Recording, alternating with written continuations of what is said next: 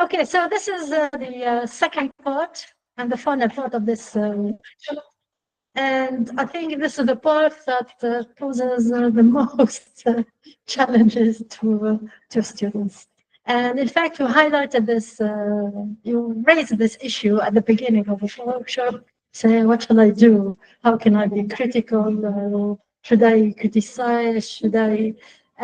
Yes, and this is the second part is entirely focused on that. So we're going to see how you can adopt a stance toward the literature. It is true. So what makes this chapter very challenging to write is the fact that you need to write around what we call specific argument. In other words, you should be writing what we call an argumentative text. You have a perspective, a position, clear position, whatever. So the first thing, so we're going to see this in relation to organization first. How should you organize this chapter? According to researchers and those who publish many books on the teaching, on writing the literature review, they agree that you can follow simply the usual argument that more or less we know. A claim, you need to start to have a clear claim, and you support this claim with evidence. And then, okay, so this is what we call the Toulmin argument, very well known in the research of rhetoric and composition and etc. And this is the kind of argument normally we try to teach to our students at the lower levels. But see, we're going to see how you can apply this in a chapter like this one. Yes, so it is true. When writing the literature review, you are not simply going to summarize the studies you have read. You are not expected to provide mere summaries of what you have read, or simply a mere listing of the studies you have read. So you should develop your this chapter around what you call an argument. And what the structure of this argument can be based on this very well-known structure of arguments when it is called the Toulmin argument. So, do you remember the last sentence example of the opening that we saw at the beginning? We said which one was the best one. It seems that, so this is a kind of a claim, so if you remember. So there is a kind of there is little consensus toward the usefulness of the concept of discourse community. What is attractive here is the word, it's not simply around the concept of discourse community, the usefulness. So from this example, this sample, the example opening is what you can consider as a claim. And now you're going, and then later on, you will provide what we call evidence. Where will you get the evidence? From the readings you have. So in other words, you're going to transform your summaries, the summaries you have conducted or you have written earlier, into this kind of argument. So summarizing is just the first step towards synthesizing the literature or simply writing your argument. Okay, what we call word is the kind of explanation you are. It's not enough to just to state a claim. Okay, there is little consensus towards the notion or the concept of the usefulness of the concept of discourse community. This is the claim. And then many authors disagree with us, some disagree. Hey, so what? Explain. You need, in other words, this is the one you need to demonstrate how the evidence is linked to the claim. In this case, this is your role, where your role comes to explain, comment, etc. And this is where you can reflect also your critical stance. So this is one way how you can build an argument. So when you start writing, every paragraph or the topic sentence, the kind of topic sentences that you can fill, try to formulate them in the form of a claim, an argument. Not like, okay, many studies have been conducted on the concept of discourse community. Is there a claim there? No claim. Researchers seem to disagree about the notion or about the fact that, for example, discourse community is a useful one. So the key word here is only whether it is useful or not. So the usefulness of this concept, etc. Okay, so this is. Let me give you an example now of how you can follow this kind of reasoning. So, for example, we have example of the scarcity of teachers. So you have this claim. Administrators are worried about the high attrition rate among new teachers. The fact that in some countries, not maybe it doesn't really apply in our context. Everybody wants to become a teacher here in Tunisia, but in other contexts, especially in the United States, for example, it's not a profession that attracts young people. So and that's people administration started really worrying about that. So this is a claim. What kind of supporting evidence can you provide? So here you have statistics. So it can be an expert opinion. It can be. It can take many forms. About 1/3 of all beginning teachers leave the profession within the first 3 years, and approximately 50% of teachers leave the field by the end of the 5th year. And of course, you have this source. So this is supporting evidence that supports the claim. Now, what comes a word? Of course, the word can be much longer than that. This is just a very so simply put, the kind of comment, explanation. You need to demonstrate how the claim is linked to the evidence. For example, high level of novice teacher turnover presents a severe challenge for the educational system. Just a simple example. So when you start, okay. We started at the first part of this workshop. We talked about how we can organize, how you can categorize your sources, etc., etc., and then how you can focus on author's perspective as a better and more useful strategy. Now, you as the writer. Now, at first we focus on the sources. Now the focus is on you. How can you develop? You are expected to develop an argument in your literature review, a discussion.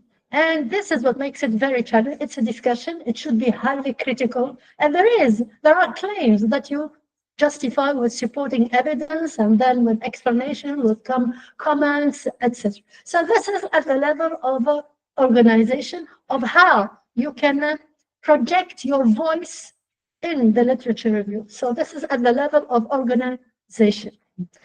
There are other means of how you can project your stance, your voice, and of course, how you can show that you are being critical. And you look at the sources you are dealing with a critical eye. You're not just reporting or summarizing or retelling the story again and again, passively without any kind of voice or whatever. This is what we call, this is how we can do it through what we call the use of evaluative language. This is the expertise of Professor. So this is let's see an example of how, for example, the student or any student working on information overload. Do you remember the topic we mentioned also the topic of information overload? Okay, so for example, pay attention to where evaluation, where criticality is projected in these sentences. So the words written and highlighted in bold. The big question with regard to effects of information overload is whether and how it impacts decision accuracy, decision time, and general performance. While research results have often been contradictory, especially among the groundbreaking studies in marketing, etc., there is a wide consensus today that having information load. So we see here, this is a very simple example by using the language of evaluation, adjectives, big, But let me take you back to the first draft of, do you remember that? Our second draft, amazingly. So we need, yes, very subject. So again here, even if you attempt here to use evaluative language, you will need to be very careful. And that's what you need to be, to take caution of what kind of claims we can make. Another example of this, another example of how you can use evaluative language to. So, example here, because of the methodological difficulties related to studying homelessness, it is unclear whether factors such as depression and alcohol abuse are causes or effects of homelessness, while prior history of mental illness is undoubtedly responsible for homelessness. In at least some cases, there is evidence to suggest. You see, when you read something new, sounds the writer's voice or somehow. Yeah. These are just simple examples of how. So, to be critical when writing the literature review, you need to pay attention to two things: the way you organize and the level of organization, your text. That is, make sure that you think of the organization of an argumentative text, claim, evidence, warrant. You are writing an argumentative text, whether it is a 5-paragraph essay, whether it is a paper of 10 pages, whether it is a research article. And even a research article is argumentative, but organized in a specific way. Or whether it is a book or a chapter in this case. Okay, this is another. I'd like you to look at it and try to identify where you can see instances of stance, of the writer's stance. This is, in fact, one of the paragraphs of the third draft of the sample essay I gave you. Can you identify instances of stance in this growing sentence? Growing, perhaps, yes. Perhaps, the use of the word perhaps. Yes, etc. So again here, you need to be what we call, what helps us again build an argument or help us become or project our voice, being critical, is by paying attention to the linguistic features. Also the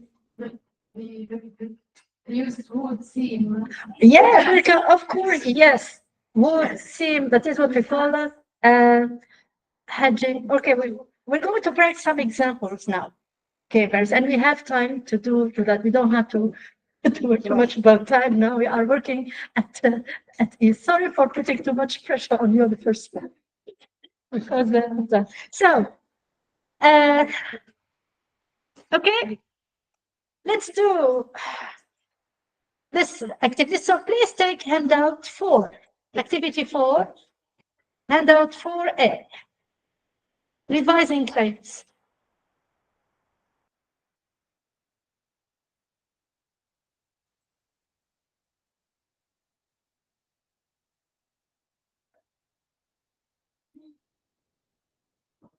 Okay, in fact, this is not, I try to adapt this task from the original version, from the textbook, from which, as it appeared in the original text, that is the textbook I used. I tried to simplify it because the original version of the task is much more challenging and it will take us more time. So, what you have here, you have the original sentence. So let's have a look at the first example, for example, the original sentence of number 1. Email is a powerful communication tool for marketers. The efficacy of this tool is being eroded by the proliferation of spam. With a sentence like this, it's really neutral. How can you make it critical, more critical? What addition can you make or can you add to make the sentence reflect a stance? Example: email is a powerful communication tool for marketers. Unfortunately, the efficacy of this tool is rapidly being eroded by the proliferation of spam. What did we add here to make the sentence? Yes, the word unfortunately. So study the other examples and try to identify how the revision, what kind of things we did to the revised versions so that we can make them more critical.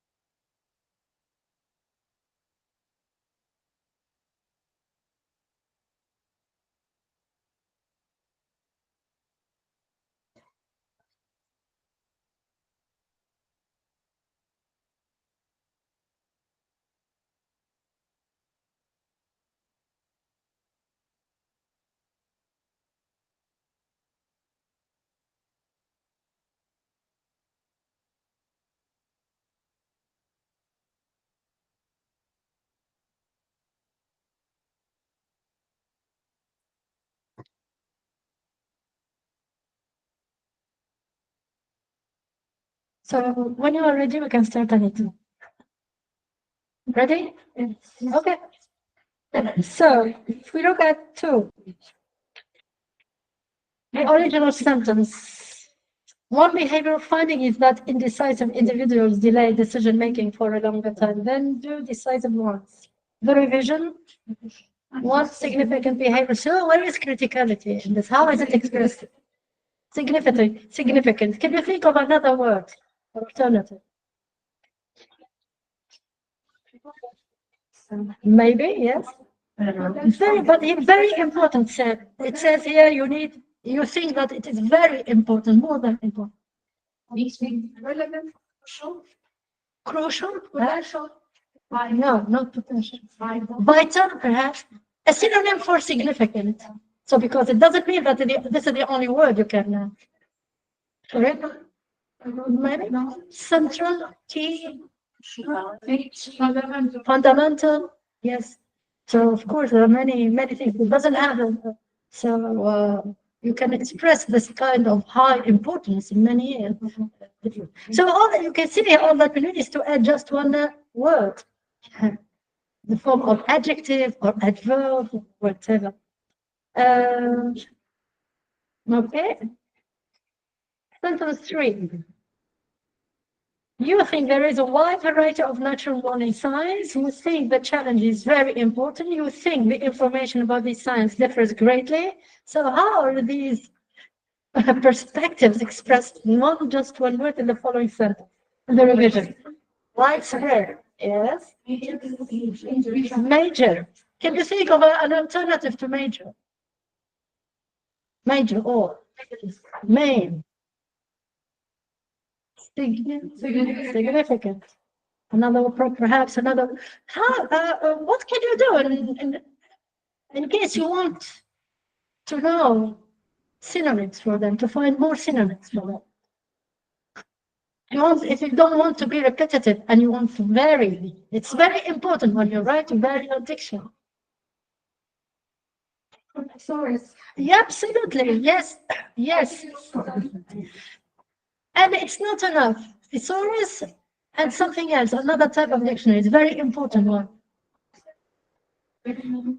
Oxford of, dictionary of collocation. Collocation.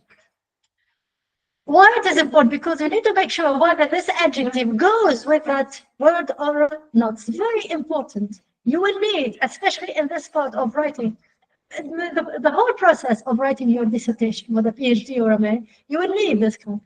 And of course, also there is another tool that you can. It could be an idea if we devote a workshop on how to use concordancy and to see how the kind of major characteristics of academic texts in terms of vocabulary, but even academic texts in relation to specific disciplines, like, for example, in applied linguistics or whatever. So it's very, very important to understand the linguistic features, because now there is a rather, not consensus now, but many, many researchers, including Ken Highland, who support the idea of disciplinary variations in terms of language use. Of course, you talk about academic, even in other disciplines. It's very important. So make use of a dictionary of collocation. Well, just you want to use, a specific adjective or a verb, and try to see it. It's very helpful whether you find it is possible to combine these two. So collocation, pay attention to collocation when you write. It's very important. Yes, there is a free one. There. Yes, you can find one. And of course, another good feature is try to make sure that you vary your vocabulary. You try not to be repetitive, yes, and redundant. You use all the time the same. Okay. Can you find another instance of stance in the same sentence here? Exactly. Inconsistent. Can you think of a synonym, another word that you can use? No.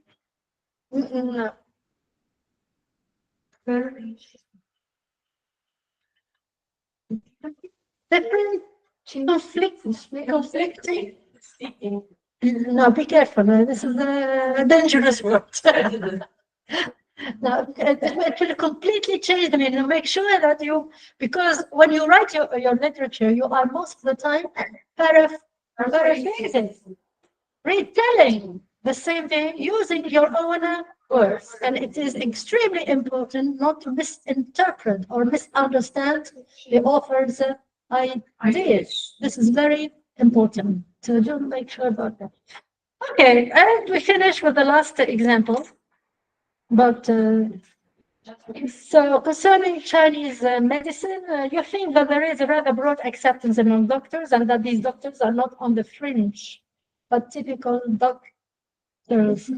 So where do you see, how is this sentence reformulated? So increasingly, can you think of another synonym, another word that expresses the same thing? Increasingly flourishing in its widely possibly. And of course, again here, as I said, the best way if you want to have more, but don't rely only on what you already know. can be very helpful. It can make your life easier. So just do consult these resources. Especially, they are very useful, especially for non-native, even for native speakers writing academic writing. It's not easy for them. So let alone for non-native speakers. So, okay, other instances. Monitoring of what she does. What about no? My review of traditional. I will say something about the use of my review of traditional Chinese medicine practices, however, does not support their claim of originality, and clearly, the word clearly points to striking. Yeah. And can you think of a different word for striking? Westerners, no. It's like categorization of the second part, like a binary opposition. Do you think that the word Westerners express criticality? I mean, it's binary opposition Easterners. Because we have the original text. Yes. Since GCM presents a completely new. Westerners is What is the function of Westerners in this case? It's a subject of a new sentence. the first text wasn't that subject. Really? Are you Yes, that's it. Eastern? Yes, that's it. They're referring to the Western world as opposed to China. China. So I don't see any kind of to avoid repetition. That's rephrasing the. As a synonym for striking. No. Prominence in the articles, I don't think it's got a piece very well. Remarkable, significant. Hey, just to show you, to raise your awareness that there is no one single word that can express this. So, and of course, the best way here to check that is to use a dictionary of thesaurus, or and of course, and especially a dictionary of colloquial English. Apart from that, you need to whether to see whether these words could be. And of course, it will be really a good idea if. We introduce our students to this idea of concordancy. Yes. Yeah, it's very important. To understand, especially the features of academic discourse and Highland, can Ireland read and White can Ireland for that. Yes. And the specificities as well of different disciplines. So, what do we, again here, so the use of evaluative language, the use of words like widespread adjectives, whatever, however, whatever. In other words, we can achieve criticality not only through organization, but also through linguistic features of academic text. And then here, that's why I reached the last handout, this one. You have a list of discourse markers that can help you achieve criticality in the literature review. This list is compiled from a research article conducted in 2014 by Lancaster and the linguistic markers of stance in early and advanced academic writing, a corpus-based comparison. And of course, Ken Highland also worked a lot on this, on stance and whatever. So there are so anyway, so this list, I use even this list when I teach criticality to my own students. I give them this and I try to at least raise their awareness. I know it can be. And you'll see that most of these markers are very common. You are mostly familiar with them, so, and how they can be used to project your voice. So criticality can be achieved through organization. Okay, claim, evidence, and then warrant about the organization. Start with the claim, start with your own perspective about the literature, and of course, pay attention to avoid just presenting a mere summary of what you have read. Try to find when making connection between the sources you have. So think on what kind of language you use. So these are the things that can help you achieve critique. Of course, we need so many sessions to do that and to practice, especially these things. Okay, yes. Please.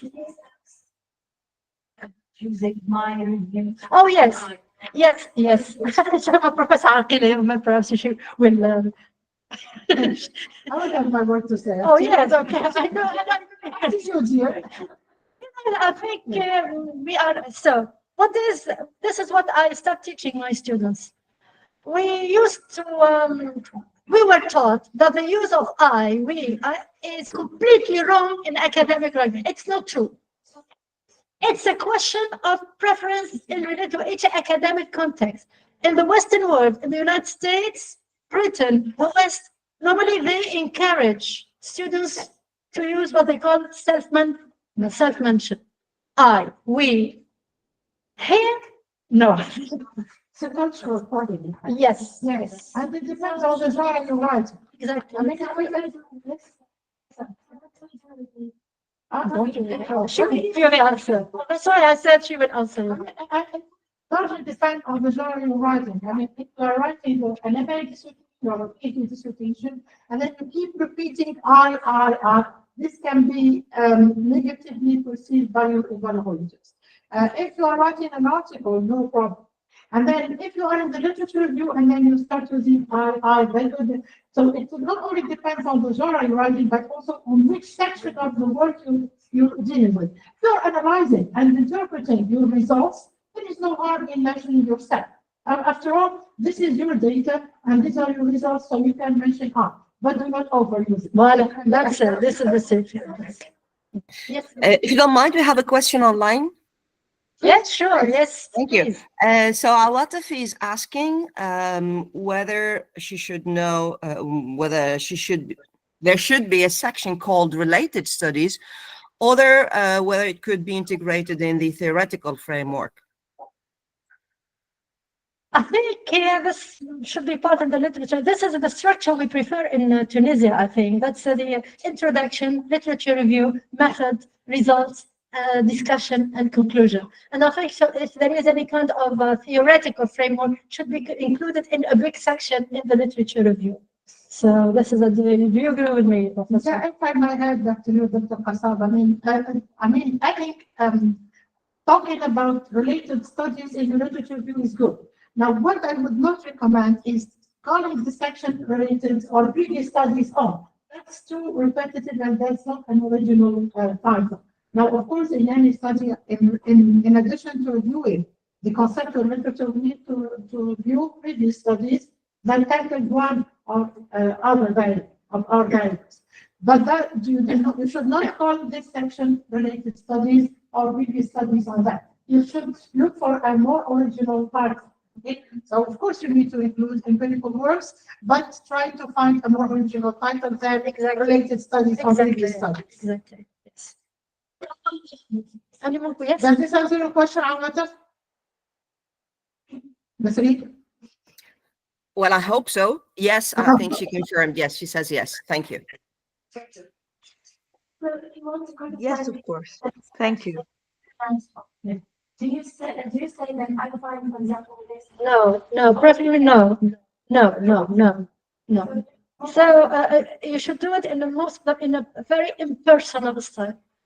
So, for example, many studies still have limitations to impersonal. No, I think, and I myself, I don't really like the use of I, especially in the literature review. Yeah. No. Yes. And when you say I found this article, this is subjective appraisal. Why? That is why talking about the techniques of appraisal is very important. Now, when you criticize, it's better to get this distance to have some implicit, but rather objective things. So rather than saying I find this, you can say here this article can be criticized for being so sort of hiding behind others. Yeah, especially if you are criticizing authorities. And if you are criticizing an authority who may happen to be a member of your jury. So yes. And make sure you demonstrate kind of modesty in front of certain Yes, okay. Yeah, of course, we need to, throughout I think of the research, we need to demonstrate a kind of modesty towards what it's very important, even though you may think that you are very confident of what you are saying or whatever, it's very, very important. If you don't want to reflect a kind of negative or to receive negative perception or whatever, it's very important. Not too modest, but okay. The I again here for me, especially in the literature review. Now it can be replaced by. There are so many other structures you can use. The in person. Okay, for example, instead of saying in this study, I will in this chapter I will discuss this part, this section will be focused. So that's it. There are different ways to do that. And is it recommended to divide the literature into two sections? A review of methodologies, of theories first, and then review of methodologies. I don't think so, no. It will depend on the research questions or yes. But the gun can be a methodology. But you can do it while talking about the art. Sometimes you can take one particular article and you spend a bit more time on it. So because you think it is very relevant to your own research, so you may want to spend more time talking about it, highlighting its major findings, and okay, and of course mention what kind of methodology it is, and perhaps because sometimes the limitations can be found in the methodology and not necessarily in something else. Yes. Yeah. So if you want to focus on a certain article because it is very relevant to your study, compared to the other articles that you mentioned in the literature review, it's going to be good. So do you have to say that the specific focus is going to be on this article because it is relevant to research? Or sometimes, so for example, I can give you an example of how you can do it. For example, I will give you a very concrete example that I did myself, and I thought it was okay. A strategy that for me worked somehow when I was writing my own literature review. So, for example, I said that many theories have emerged in relation how to teach for transfer. Many researchers, and I mentioned that the way. Do you remember this paragraph, sample introduction? For example, those authors, those other, and then I stopped at one, and I said, okay. This technique, this teaching for transfer strategy would be explained in more detail because it is very relevant to what I said. Yes. And yes, I did because in fact I applied this strategy in my own research because I adopted. So I need to show my reader what this pedagogical approach consists of. And of course, later on, how I would apply it in my book. I spent time on it because I took it for, I applied it in my own research. Yes. So it all depends on what kind of issue. You decide what kind of issues you need to focus on. It's so most of the time you need to take most of the decisions. Of course, with the help of your supervisor, I think. Yes. The guidance and the help of your supervisor. It's very important. Can I ask a question? Yes. Sure.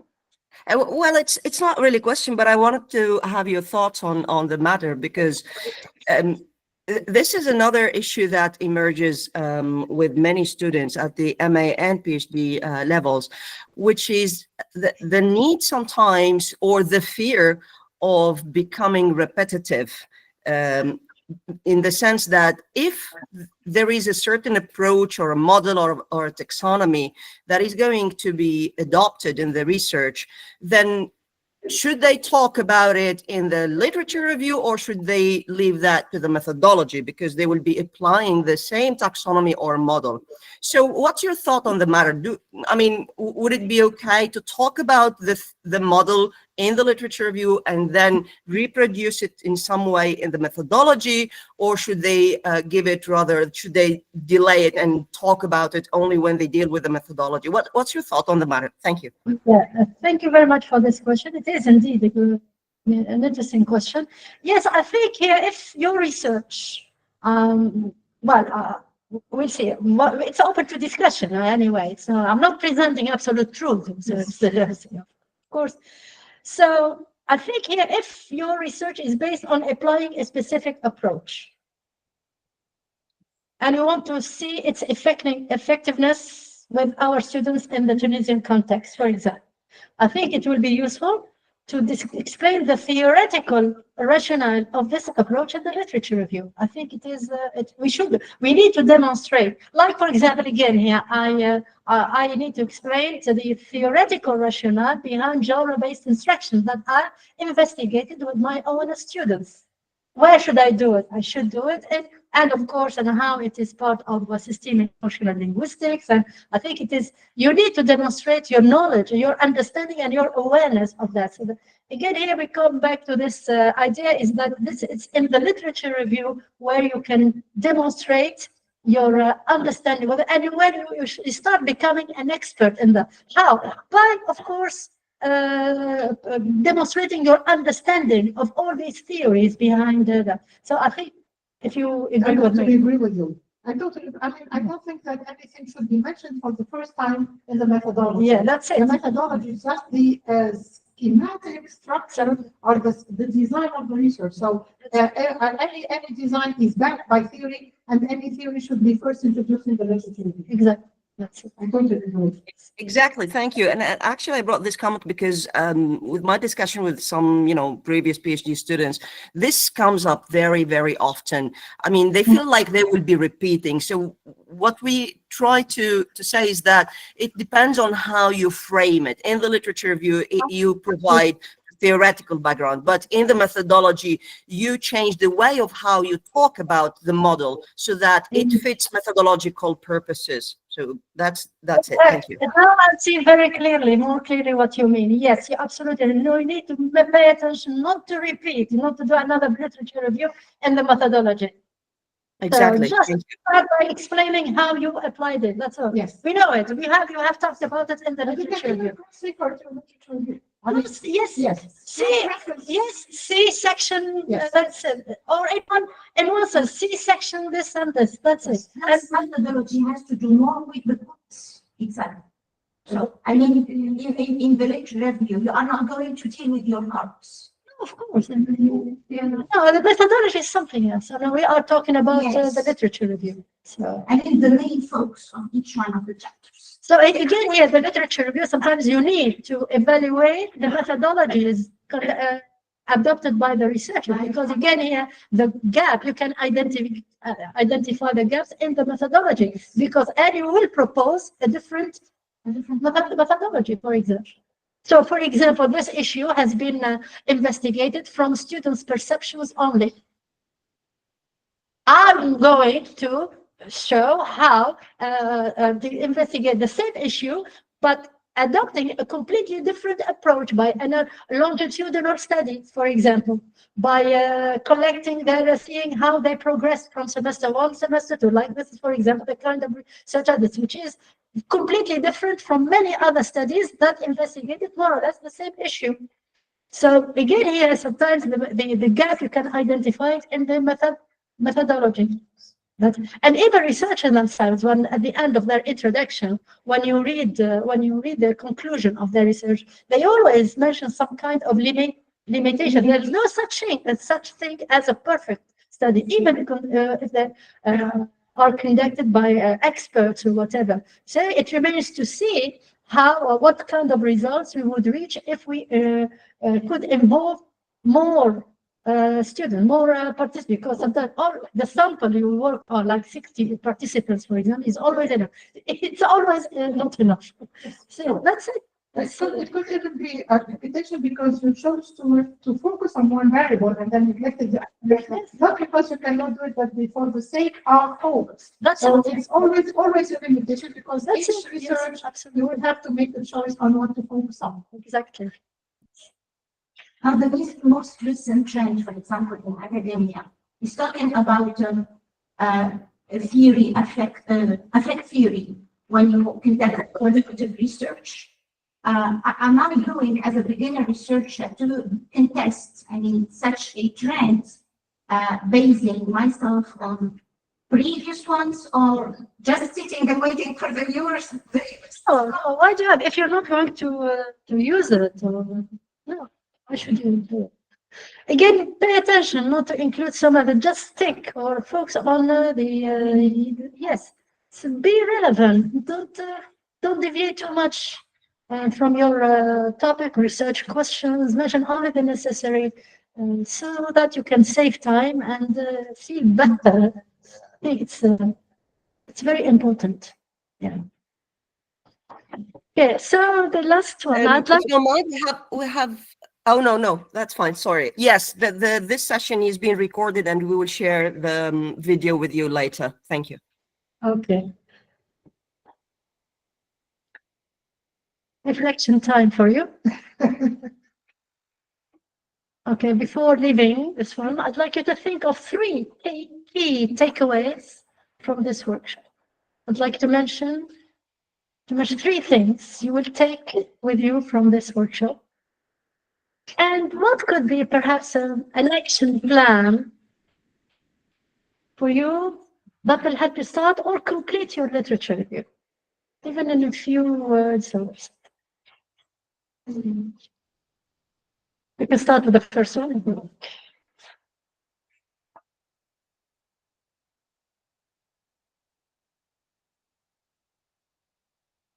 A different way to tell you how useful was this workshop for you. And I'm listening to one word.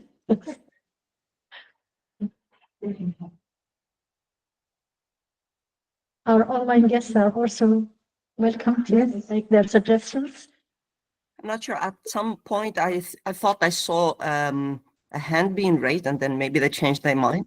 Yes, Madam. Madam is willing to talk, perhaps. Go ahead, Madam. Yes, thank you. Actually, I was just wanted to share my takeaways from today's workshop. Indeed, I have three words, keywords. They've been, going around and around in my head. And the first one was organization. The second one, like the fact of staying away from listing, because I think I made this mistake. I was kind of listing, different works about all of the scholars and critics who wrote about the topic that I'm focusing on in my PhD. The third keyword is drafting and the importance of drafting. And there is a fourth one, if you allow me. You made it very easy for me today to, let's say, feel less stressed about the paging. I was very concerned about paging. How many pages and how many pages is just stressful. I think I should put more effort into focusing on what to write, the methodology to use in order to write that, the clarity of my ideas, more than the number of pages. So thank you for this. Good. Thank you. Thank you. Very interesting. Yes, somebody from the room here? Yes. And my take with me back home is your demonstrates. I really appreciate it because it actually puts me on the right path, not to deviate from. Oh, yes. Yeah, Yes, this, I know from something like So that. thank you so much. Very happy. Yes. Thank you so much for doing it. One takeaway I will take it is how to reselect my sources according to this first perspective. I was really indecisive how to categorize them, whether by date or Yes. today's takeaway will help a lot. Thank you. That's interesting. Yes, please. Listen. What I learned today is that the process of writing music therapy is not linear, so it's like, Go back and forth. yes. And which we know my idea, how to organize the idea from my ideas. So I'm ready for plagiarizing. And so, when organizing the ideas according to the perspective, would help and include the what helps. Also, additionally to just one sentence that you put your voice. I was I thought that voice you need to specify one sentence and paragraph and to include your voice. And after that, when and I know now I learned that even adjectives just one word can make the difference. Thank you. That's very interesting. Thank you. First of all, I'd like to thank you all for this delightful conference. It's great. For sure, as usual, Madam Aqil, I'm always find it great to present like the most useful and creative workshop and like that.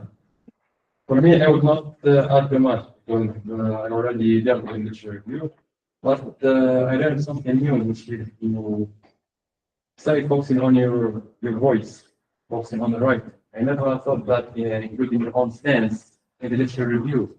I was already thinking about this review that you like talking a case when the previous scholars have been said. And you should like our sister said that to just to make your voice in a paragraph or in your lines. Because our voices are important in the filling the gap. That's what me as new researcher do like to believe and should to know. But today I've learned that the stance and the own voice can be involved in like the whole section of the review. And for that I am grateful for to attend this workshop and thank you all. The new professor, I never heard to you. So thank you very much. The way you presented this workshop was very great. Like smoothness, the shifting of ideas and the so thank you for presenting. Thank you so much. It's very nice of you. Thank you. So if you're interested, you can have some useful resources for you about the literature review if you're interested. So if we come to closing, first of all, allow me to thank Dr. Kalsoum Qassar for kindly accepting your invitation and for animating this workshop. It was a great pleasure. Thank you. Thank you for your attendance. Thank you, Adel. But I would like to say that this workshop is in fact the fruit of the work of the whole Syflat board. Those present here, I start with Ahlan Ladar. And I would like to give an applause to each, if you don't mind, please. Husband, please. أطرب الحاج هذا الغول مريم عوادي. Those our friends online, Mr. Tricky, نجاح السويسي, ليلى محمودي, رميد الثاني, and Amani Al-Haloui. Many thanks to such a beautiful board who are working very hard to present or to provide this type of workshop. And if you have,